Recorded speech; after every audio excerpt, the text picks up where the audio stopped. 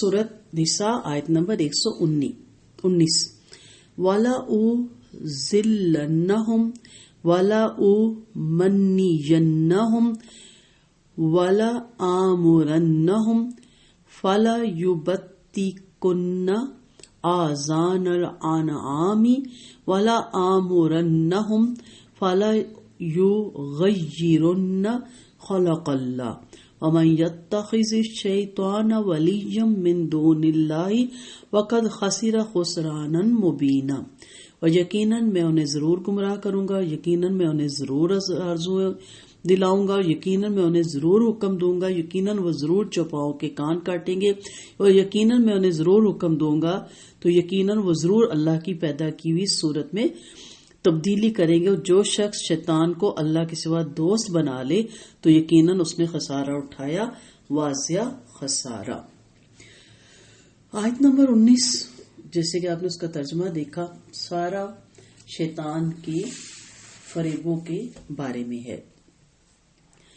वाला उमन्नियन्ना, भटकाने का तो आपको पता ही है कि वो किस किस तरह शैतान की फरेबकारियां हैं और किस किस तरह वो इंसानों को भटकाता है।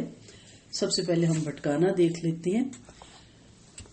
तो वाला उज़िल्लन्नहुम, ऐसी झूठी आरज़ुएं जिनका शरीयत में कोई सबूत ना हो, जैसे यहूद का ये अकीदा कि उन्हें दोज़ख की आग छू ही नहीं सकेगी मां सवाई इन्हें चंद दिनों के जिनमें गौशाला की इन्होंने प्रस्तिश की, या जैसे ये कि हम चूंकि अंबिया की औलाद हैं और अल्लाह के चहीते और प्यारे लिहाजा में आखिरत में अजाब न होगा।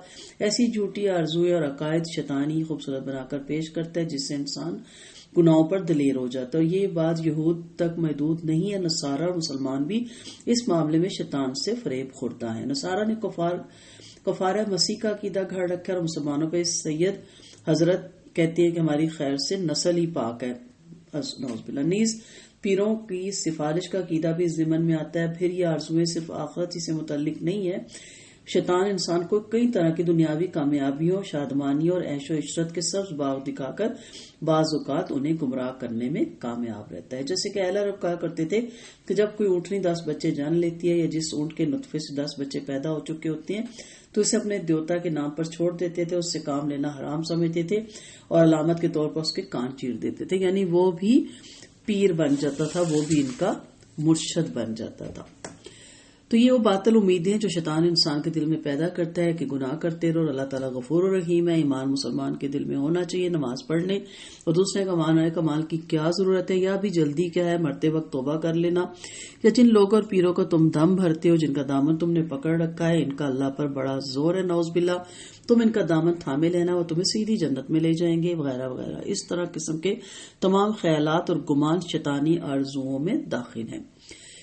और फिर यहाँ पे कहा गया कि तुम जरूर मवेशियों के कान काटोगे।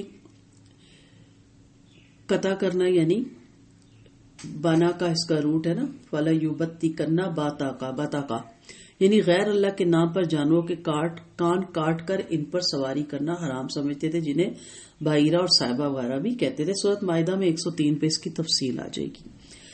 अब है जी फ़युग़य्यिरुन्ना ख़लक़ल्लाह, यानी अल्लाह ताला ने जो चीजें पैदा की उनकी शक्ल सूरत तब्दील करेंगे और उनके हलाल और हराम होने के काम भी बदल देंगे। इनमें रबानियत, दुनिया में अपनी जिम्मेदारियों से फरार इख्तियार करके जंगल में जा रहना, कौम लूत का अमल, मर्दों का खसी होकर हिजड़ा बन जाना, औरतों को बांझ बनाना, बर्थ कंट्रोल के नाम पे मर्दों की नसबंदी और औरतों के ऑपरेशन करके बच्चे पैदा होने में रुकावट डालना, औरतों को घर से निकालकर उनके फितरी फराइज से सुबहदोश करके मर्दों की सफ में खड़ा कर देना, औरतों को ममलिकत की सरबराह बना देना, खूबसूरती के लिए अबरुओं के बाल उखाड़ना, जिल्द में निपल वगैरह भरकर नक्शो निगार बनाना, दांत बारीक करवाना, सर पर मसनूई बाल लगवाना, मर्दों का दाढ़ी मुडवाना, औरतों का लिबास कम से कम करके उन्हें नंगा करने की कोशिश करना, ये सब शैतानी काम है और अल्लाह की लानत का मौजिब है। अब्दुल्ला बिन मसूद रज़ी अल्लाह अन्हु ने फरमाया, अल्लाह ताला ने लानत की गूंदने वालियों और गुदवाने वालियों पर, जिल्द में नील या सुरमा भरकर नक्श बनवाने वालियों, चेहरों के बाल साफ करवाने वालियों और करवाने वालियों पर, और हुस्न के लिए दांतों में कसदन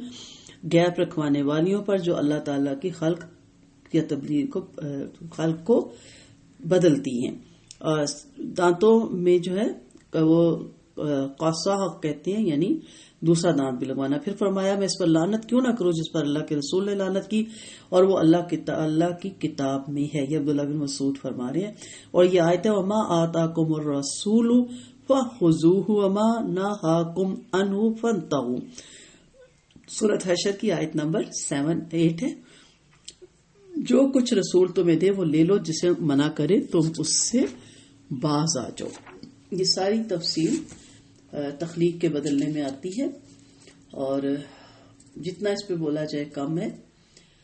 اور شیطان تو ہر وقت کچھ نہ کچھ کروانے کے چکر میں رہتا ہی ہے.